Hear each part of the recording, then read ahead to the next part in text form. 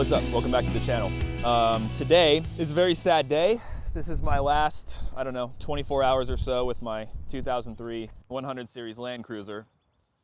I'm selling it, and I'm not selling it because I don't want it anymore. I'm not selling it because I can't afford to keep it up. I'm selling it for a very strange, niche reason that hopefully will make sense as I explain everything to you. This is a video I didn't see myself making for many, many years, or maybe even ever. I think a lot of car guys, when they get a car they've always wanted, I think they swear to themselves that they're gonna keep it forever. I know I've certainly done that with many cars that I most certainly did not keep forever. Well, here we are again. So what I'm gonna do is take you around the car, try and make up for some lost time in terms of getting some content with the vehicle, and I don't feel like I've done this car justice on this channel. But anyway, that's what we're gonna get into today. So there she is, my 2003 Toyota Land Cruiser with about 185,000 miles. I am the second owner. The original owner was my aunt. She was a doctor out in Sacramento. And that's where this car basically lived its entire life. In California, no road salt, mostly somewhat arid climate, semi-arid climate. So this is a totally rust-free, very well maintained, somewhat on the lower end of mileage, 100 series. Did have its timing belt done at 175,000 miles, about 10,000 ago. And ever since I've taken possession, I've done a few things, but really nothing crazy. It's been a wonderful daily driver. It really has. It's given me a grand total of 0 problems. It does have some cosmetic flaws. It's got a ripped driver's seat, what 100 series doesn't. It's got some nasty looking clear coat on the hood. It's got a worn steering wheel, like they all have at this point. And, you know, I really did have every intention of kind of fixing it up a little bit this year, at least doing the seat covers in the front. When the car came to me, you may remember, it had huge 20-inch, I think they were Alba wheels. And I've now got these Weds Keeler that I bought from Yahoo Auctions Japan with some General Grabber ATX. Great tires, really happy with them. I got rid of the running boards. I was going to put rock sliders on, never actually did. Once again, that's something the next owner can do if he wants. It does have Eibach Pro Truck shocks, which I've been really happy with. They ride quite good. They fixed a lot of the waterbed handling characteristics while still allowing good wheel articulation when you do hit rough roads or go off-road or anything like that. It has really just a very clean body and frame. There's no rust, no real rust anyway, nothing to be concerned about. No water leaks from here. I know that's a common Land Cruiser issue. It is Jewish Racing Gold, but hey, honestly, I think gold can work. You know, with the right wheels, the right ride height, I think gold cars are underappreciated. And that's about it. I mean, I've done some maintenance to it. I've replaced the ball joints and bushings in the front control arms, and I've given it an alignment.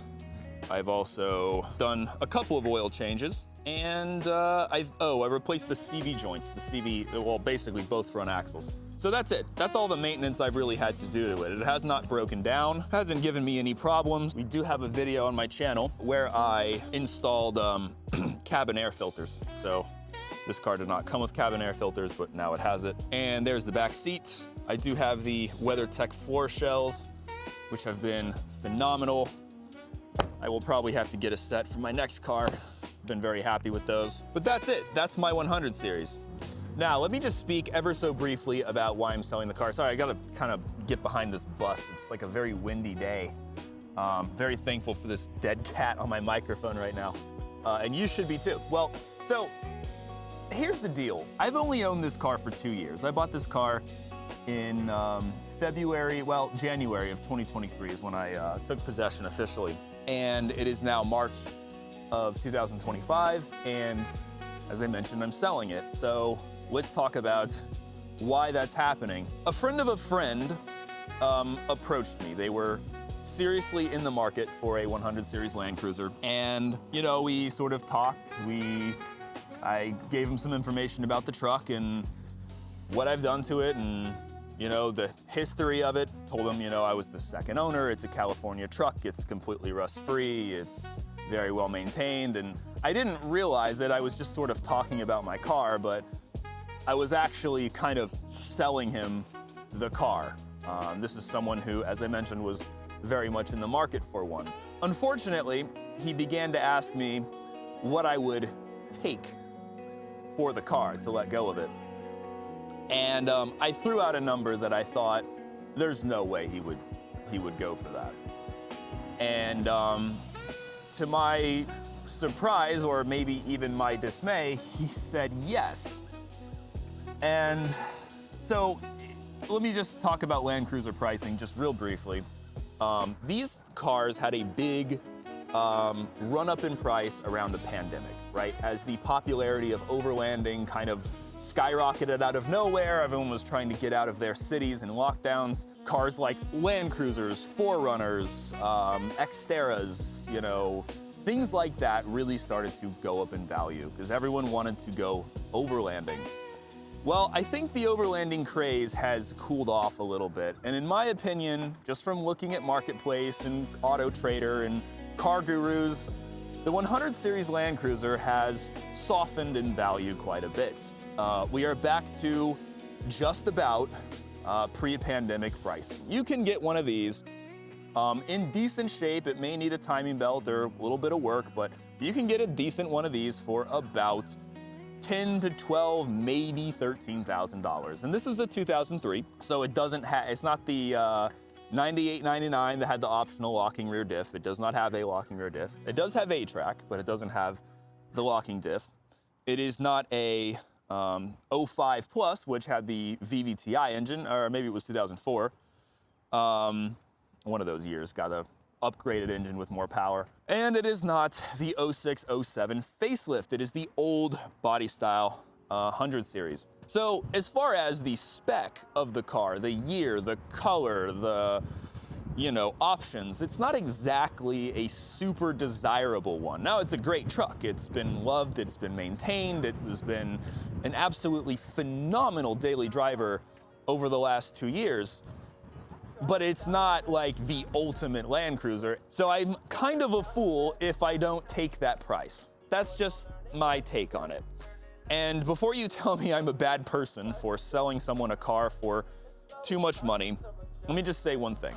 I did let this person know that if he wanted a cheap Land Cruiser, he's better off buying a different one. Reason being, my truck is not for sale. It was not for sale. I did not list it anywhere. I had no intention of selling it. And, you know, honestly, there's a kind of an inconvenience tax that I have to tack on to there, right? I have to value my time. I have to value my heartbreak of letting my beloved Land Cruiser grow. And, you know, the frustration of meeting sellers of new cars, pulling Carfaxes, getting PPIs done. Because I really did not want to buy a new car. I did not have selling my Land Cruiser and buying a new car on my 2025 bingo card. But on his side, the way he explained it to me was basically that he could go buy many other Land Cruisers, but when you buy a used car that is being listed for sale, in many cases, not always, but in many cases, you are buying a car that somebody did not want anymore. So in a lot of cases, you are going to have some deferred maintenance. And that is not necessarily untrue. I've dealt with that many times. Even this truck, which belonged to my aunt, who I assume loves me and cares about me, I still had to do some things. As I mentioned, the car had those 20-inch Alba wheels when I got it. There was a really bad wobble in the steering wheel, which was a result of bent wheels. So I fixed that by putting brand new wheels and tires on this truck to the tune of, well, north of a couple grand. Then I had to do the axles as they were weeping a little bit from the differential. And then I had to do the ball joints because they were badly worn. And so you see that even when you buy a car from someone who has all the best intentions, you are buying an old car, okay? Now, I have maintained this truck as if I was going to keep it for the next 10 years. Believe me, that I had every intention of basically, passing this car on to my children. And now after just 2 years, I'm selling it. Which brings me to my next reason. Because he did offer me, in my opinion, a pretty good price, I'm buying a house. Yes, I closed on my new house in April of this year, April 21st. Today is March, I think it's the 16th. So in a little over a month, I'll be taking possession of my brand new house. So that's exciting, but homeownership is very, very expensive. So I can really think of no better time to have a little bit of a cash infusion. So that's that. Between, being offered a good price, knowing that this car is going to a good home, and kind of needing some extra cash to fund my real estate purchase, I have to think with my head here and not my heart. All right, sorry guys. I live in Tornado Alley. Yesterday we had a tornado watch and then a flood watch immediately after that. So we just got that kind of weather right now. Anyway, homeownership is very expensive. You buy a new house, you got to buy furniture for it. It's going to need some stuff. It is actually a new construction, so I don't think it's going to need a lot of repairs, or hopefully not any. But it doesn't have any landscape lighting. It does not have really any furniture. I'm going from a one-bedroom apartment to a 3-bedroom house. I would like to get rid of some old stuff and maybe replace it with some better stuff as far as desks and coffee tables and couches and things like that. So there's going to be some money that needs to be spent. I believe it's the right thing to do. Real estate ownership is something I believe very strongly in.